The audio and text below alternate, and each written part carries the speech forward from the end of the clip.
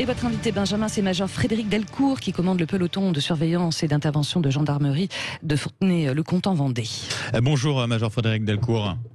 Oui, bonjour. Merci d'être avec nous sur Sud Radio au lendemain de ce drame dans le Puy-de-Dôme, la mort de 3 gendarmes. On va donner leur nom.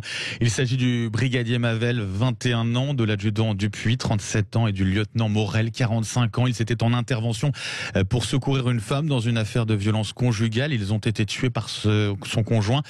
J'imagine, Major Frédéric Delcourt, que vous êtes encore sous le choc ce matin après ce qu'il s'est passé. Oui, tout à fait. Donc depuis hier, c'est la gendarmerie dans sa globalité qui est triste d'avoir perdu 3 camarades. C'est vrai qu'on vit une période difficile depuis hier et on a une pensée vers leur famille ainsi que les proches et les collègues. Comment vous avez appris vous-même la nouvelle hier ? Donc moi je l'ai appris par le biais des médias dès le matin et ensuite donc ça s'est poursuivi toute la matinée par le biais de nos messageries professionnelles. C'est-à-dire que vous communiquez beaucoup aussi entre vous par rapport à ce qui se passe ? Tout à fait, oui. Nous avons donc des moyens de communication en gendarmerie qui nous sont propres et donc on communique au niveau national forcément. Alors, on en est qu'au début de l'enquête. Le procureur néanmoins évoque une véritable scène de guerre. Je cite ces mots, avec des centaines et des centaines de douilles trouvées au sol. Forcenés retrouvés morts qui étaient surarmés. Quand on est gendarme, est-ce qu'on est préparé à faire face à un tel déchaînement de violence ? Mais écoutez, tous les gendarmes, notamment ce qu'on appelle les primo-intervenants, comme les camarades de la brigade d'Ambert, savent qu'ils peuvent faire face au quotidien à des violences et des agressions dans leurs interventions. Donc il y a une préparation qui se fait forcément tout au long de l'année par ce qu'on appelle communément des moniteurs d'intervention professionnelle qui sont au sein des PSIG que je commande. Et donc ces gendarmes qui sont formés spécialement pour faire de l'instruction, donc forment toute l'année les gendarmes aux techniques d'intervention, aux interpellations, à l'usage des armes, enfin tout ce qui a rapport aux gendarmes. Quand vous intervenez comme ça, quand vous êtes primo-arrivant, est-ce que vous avez des informations en général déjà sur les personnes que vous allez trouver sur place, les profils, ou alors pas du tout ? Alors, ça dépend de l'information qui va être donnée dans un premier temps à notre centre opérationnel, puisqu'en fait nous sommes sollicités par le centre opérationnel afin de nous transporter sur l'intervention.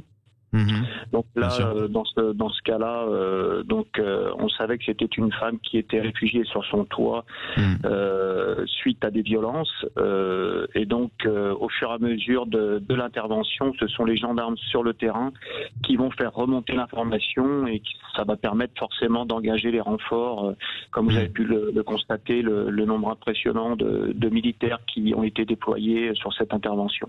Mais si je vous comprends bien, c'est-à-dire que quand on arrive sur place, quand on est les premiers, il y a toujours ce risque, en tout cas, que la personne en face soit armée. Ça, et de toute façon, vous êtes formé à ça, à avoir ce risque-là, en tout cas.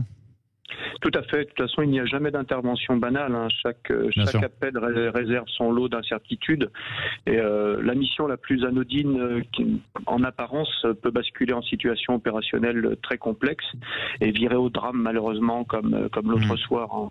Chaque intervention ne se ressemble pas. Là, on était sur un cas à la base de violence conjugale. On n'imaginait pas que ça pouvait prendre de telles proportions. Ça arrive que c'est un type d'intervention sur lequel vous savez qu'il y a des risques, ces cas de violence conjugale, ou alors a priori en général pas vraiment. Ça peut dépendre de la situation sur laquelle on intervient. Vous avez des situations où ça va être assez calme et d'autres où ça va aller ça va prendre des proportions assez impressionnantes. Surtout que le nombre d'interventions pour ces violences intrafamiliales est en hausse. Je peux vous dire que ça représente une intervention toutes les 4 minutes. Au niveau national. 300 interventions par jour. Au niveau de violence intrafamiliale, pardon. C'est énorme, effectivement.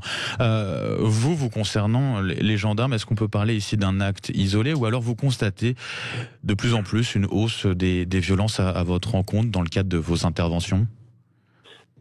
C'est vrai que nos interventions revêtent de plus en plus de violence, donc on peut dire qu'il y a les agressions ont augmenté, notamment de 26% dans le cadre de l'exercice de nos fonctions. Et donc c'est pour ça que la formation s'adapte tous les ans par rapport à cette violence. Les gendarmes sont formés, recyclés, donc il y a un suivi très rigoureux. Major Frédéric Delcourt, merci pour tous vos renseignements à ce sujet. Je rappelle que vous commandez le peloton de surveillance et d'intervention de gendarmerie de Fontenay-le-Comte en Vendée. Donc merci à vous et puis bien sûr soutien à tous ces gendarmes et l'émotion dont vous avez fait part aujourd'hui. Bon réveillon tout de même à vous. Merci beaucoup. Merci. Allez,